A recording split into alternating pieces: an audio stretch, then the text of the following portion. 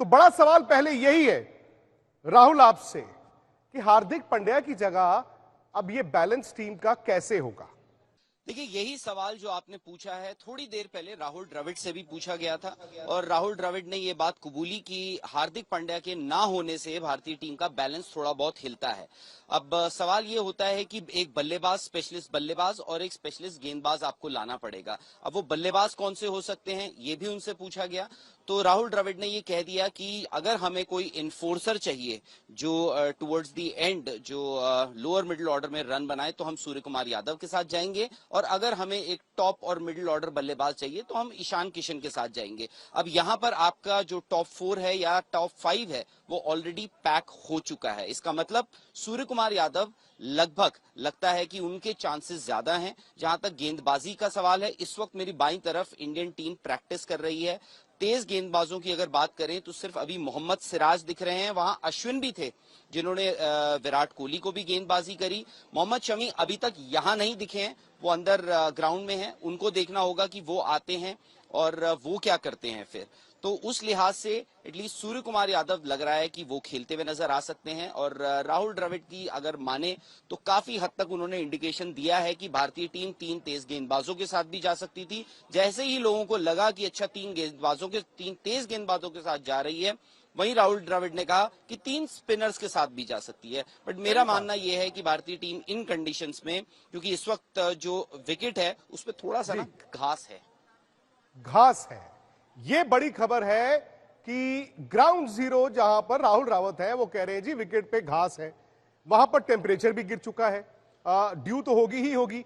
सनी भाई, राहुल द्रविड़ वो तो जानते हैं कि गुगली कैसे फेंकनी है, उनके मुंह से निकला कि हम 3 तेज गेंदबाजों के साथ जा सकते हैं, साथ ही उन्होंने 3 स्पिनर्स के साथ जा सकते हैं, वो 3 विकेट कीपर्स भी कह सकते थे। लेकिन आपके लिहाज से भारत की आइडियल 11 वो क्या है, ये देखते हुए कि हार्दिक पांड्या नहीं है। देखिए, हार्दिक पांड्या ना होने से दो खिलाड़ियों को लेना पड़ेगा।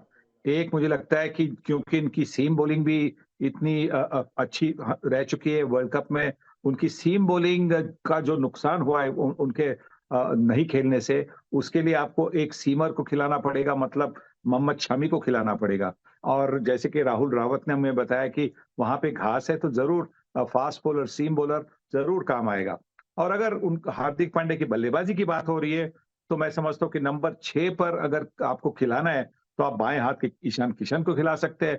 और जैसे कि राहुल द्रविड़ ने बताया कि सूर्य कुमार यादव जो फिनिशर के नाते होंगे, क्योंकि हमारी जो टॉप 4 बल्लेबाज है, टॉप 4-5 राहुल को गेंद कर अच्छे फॉर्म में है, तो शायद नंबर 6 पर जो बल्लेबाजी करने आएगा उसको शायद 8-10 ओवर ही मिलेंगे, ज्यादा ओवर नहीं मिलेंगे, और उसके लिए शायद सूर्य कुमार यादव ज्यादा फायदेमंद होंगे और ईशान किशन नहीं।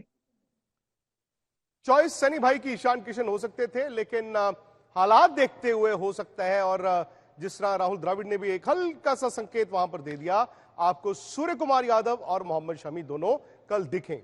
लेकिन यह नहीं भूलना कि यह मैच न सिर्फ इस वर्ल्ड कप की कहानी है, बल्कि ये पिछली अधूरी कहानी भी। वो दिन मदन जी, वो शाम तो कहां भुला सकते हैं, वहां तो सपना टूट गया था, लेकिन 4 साल बाद अब दोबारा से उस सपने को आप हकीकत में बदल सकते हैं। क्यों? क्योंकि भारत और न्यूजीलैंड, ये 2 टीमें इस वक्त अनबीटेबल है। ये दोनों टीमें हारी नहीं है। दूसरी तरफ साउथ अफ्रीका एक अलग तरह की क्रिकेट खेल रहा है, ऑस्ट्रेलिया अलग तरह की क्रिकेट खेल रहा है, और ये तो साफ होता जा रहा है कि ये 4-5 टीमें हैं जिनके दरमियान ये लड़ाई चलेगी। लेकिन भारत को कल की लड़ाई जीतनी है कई वजहों से। जैसे मैं आपको बता ही रहा था, सबसे बड़ी वजह यह है कि आप इस टूर्नामेंट में मोमेंटम अपने पास रखना चाहते हैं। दूसरी वजह यह भी है कि आप टेस्ट करना चाहेंगे मदन जी अपने आप को ऐसी कंडीशंस में, जैसे राहुल ने बोला हल्का घास है, रात को ठंड हो गई, पता नहीं आप टॉस जीतेंगे नहीं जीतेंगे, लेकिन ऐसी कंडीशंस में आपका इम्तिहान हो जाएगा नॉकआउट से पहले। नहीं, डेफिनेटली होगा, क्योंकि देखिए अगर घास रखा हुआ है शिमला में, धर्मशाला में आप मैच खेल रहे हैं तो थोड़ी ठंडी जरूर है, गेंद सीम भी करेगा, क्योंकि अभी नॉर्थ इंडिया में जो थोड़ी सी ठंडी हो चुकी हुई है तो गेंद तो सीम करेगा ही करेगा। बाकी अगर दोनों टीमों की विक्रांत तुलना करें तो दोनों टीमों के बल्लेबाजों ने रन बनाए, उनके बल्लेबाजों में रन बनाए, अगर पैटर्न से देखें तो उनके भी टॉप क्लास जो बल्लेबाज है उन्होंने रन बनाए। हमारे अच्छी फॉर्म में चल रहे हैं बॉलर्स, अगर उनके बॉलर्स ने भी विकेट्स निकाले हुए हैं। पर ये देखने वाली बात यह है कि भारत को ये मैच को जीतना बहुत भारत के लिए जरूरी है। और जैसे आपने कहा कि आपकी टेस्टिंग हो सकती है, और देखिए ऐसे टफ मैचेस होना भी बड़ा एक, आपको अगर आप जीते हैं तो आपको एक आत्मविश्वास दिलाता है। और हार्दिक पांड्या के जाने से थोड़ा सा टीम में थोड़ा सा हल्का सा ऊपर वो नीचे आता हुआ। है, लेकिन वो अब देखें, किसी भी बड़ी टीम को मुझे तो लगता है मदन जी तैयार रहना चाहिए कि आपका कभी भी कुछ भी हो सकता है। तो फिर अच्छी बात यह है कि लीग स्टेज में हो गया। अच्छी बात यह है सनी भाई कि लीग स्टेज में हो गया। शायद वो लखनऊ वाला अगला मैच जो है उसके लिए फिट भी हो जाएंगे। हार्दिक पांड्या बैलेंस देते थे, लेकिन अच्छी बात यह है कि इस वक्त जब हम सनी भाई बात कर रहे हैं, कोई फिल इन द ब्लैंक नहीं है। फिल इन द ब्लैंक यानी कि यार ये कमजोरी है। आपके तेज गेंदबाजों ने, अगर आप आंकड़ा देखें, विकेटें ली हैं। आपके स्पिनरों ने भी उससे जबरदस्त गेंदबाजी की है। जी बिल्कुल, मतलब एक संतुलित टीम बनती थी हार्दिक पांड्या की टीम में होने से। अब क्या है कि सूर्य कुमार यादव को भी मौका मिल सकता है और मोहम्मद शामी को भी मौका मिल सकता है। हमने शार्दुल ठाकुर को देखा है, शार्दुल ठाकुर बल्लेबाजी में भी थोड़े से मतलब काबिल है, पर क्या उनकी बल्लेबाजी की हमें ज्यादा जरूरत है या मोहम्मद शामी की बॉलिंग की हमें ज्यादा जरूरत है? ये हमें सोचना होगा। ये हमें इसी सोच से हमें मैदान में उतरना होगा। बैटिंग की तो जरूरत है क्योंकि हमारे पास नहीं तो 5 ही बल्लेबाज है। और न्यूजीलैंड के खिलाफ हमने देखा है कि हमेशा पहले 2-3 ओवरों में ग्लेन बोल्ट या मैट हेनरी विकेट लेते हैं, तो उसके लिए भी एक बैलेंस होना चाहिए, उसके लिए भी एक प्रोटेक्शन होना चाहिए। तो हम 6 बल्लेबाजों से जा सकते हैं और हमारे पास क्योंकि घास होने वाली है, 3 फास्ट बॉलर लेके जाएंगे तो हमारी अटैक भी काफी संतुलित होगी क्योंकि कुलदीप यादव और रविंद्र जडेजा स्पिन भी कर सकते हैं। इस विकेट पे सनी भाई आप 3 स्पिनर नहीं खिला सकते। शाम को अगर आपकी गेंदबाजी आती है, वहां पर ओस भी गिरेगी। ऊपर ये छोटा मैदान भी है, हाई ऑल्टीट्यूड है, तो गेंद ट्रैवल भी करता है। आपका मिस हिट भी जो है वो चक्का हो जाएगा। लेकिन अगर आप न्यूजीलैंड की बात करें, न्यूजीलैंड की ताकत क्या है? 1975 से जब से आईसीसी टूर्नामेंट शुरू हुए, एक तो है जी वर्ल्ड कप, ये 50 ओवर का, उसमें भारत ने 10 मुकाबले खेले हैं न्यूजीलैंड के साथ अब तक वर्ल्ड कप में। 7 वो जीते हैं और 3 इंडिया जीता है। 2 जीते थे 1987, उनमें से एक मैच वो था सनी भाई जिसमें आपका 100 था, और एक मैच इंडिया जो लास्ट उनसे जीता था वो था 2003 जोहानिसबर्ग। यानी कि 20 साल से भारत ने किसी भी आईसीसी टूर्नामेंट, मैं सिर्फ वर्ल्ड कप की बात नहीं कर रहा हूं, किसी भी आईसीसी टूर्नामेंट में न्यूजीलैंड को हराया ही नहीं है। तो ये कहीं ना कहीं सनी भाई मौका एक रहता है कि भाई नॉकआउट में ये मैच आए, उससे पहले लीग में ये जो कहते हैं ना मंकी ऑफ योर बैक, ये पीठ से उठा दीजिए, उसको हटा दीजिए।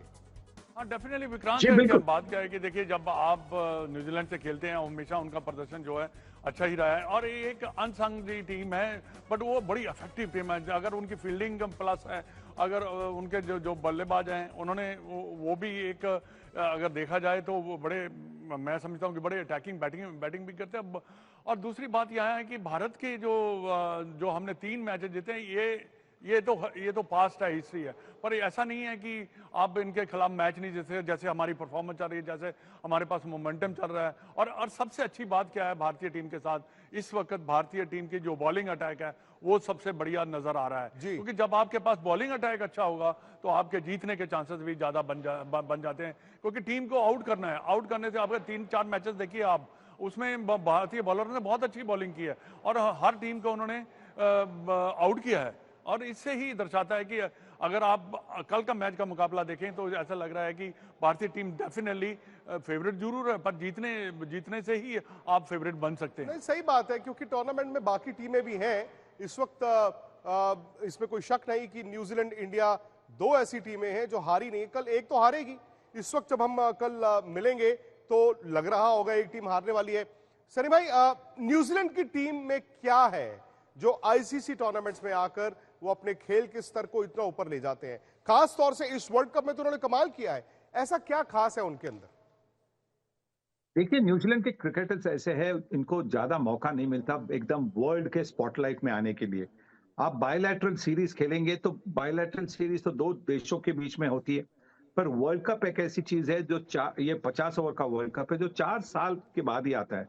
तो वर्ल्ड में मतलब इंप्रेशन करने का मौका होता है, तो वो न्यूजीलैंड 2 हाथ से पकड़ के लेते हैं। न्यूजीलैंड आप जानते हैं डाउन अंडर एक छोटा सा देश है, तो उनकी उनकी पॉपुलेशन भी मैं समझता हूँ कि कुछ 15 या 20 मिलियन की पॉपुलेशन है उनकी। तो इनके लिए ये एक बड़ा मौका होता है और वो इसीलिए अपना गेम को और ऊपर के स्तर पर लेके जाते हैं। और एक क्योंकि उनके पास ये मौका होता है और वो मौका छोड़ना नहीं चाहते। आप उनके बल्लेबाजों को देखिए, आप उनके बॉलर्स को देखिए, वर्ल्ड कप आता है तो उनका बिल्कुल जो प्रदर्शन होता है, वो एक अलग स्तर का होता है। 12 जब अभी तक वर्ल्ड कप हो गया, उसमें से 8 बार वो सेमीफाइनल आ चुके हैं। पिछले 2 वर्ल्ड कप में 2015 और 2019 के वो रनर्स अप है, क्योंकि वो वर्ल्ड कप के लिए एक अपनी स्पेशल परफॉर्मेंस वर्ल्ड कप के लिए रखते। सही बात है। और एक ऐसी टीम जब वर्ल्ड कप से 6 महीने पहले जब आवाज आनी शुरू होती है, बिगुल बजना शुरू होता है, न्यूजीलैंड की बात कोई नहीं करता। हमें ऑस्ट्रेलिया दिखता है, हमें इंग्लैंड दिखता है, इंडिया तो दिखता ही है, कभी कभी पाकिस्तान भी दिख जाता है।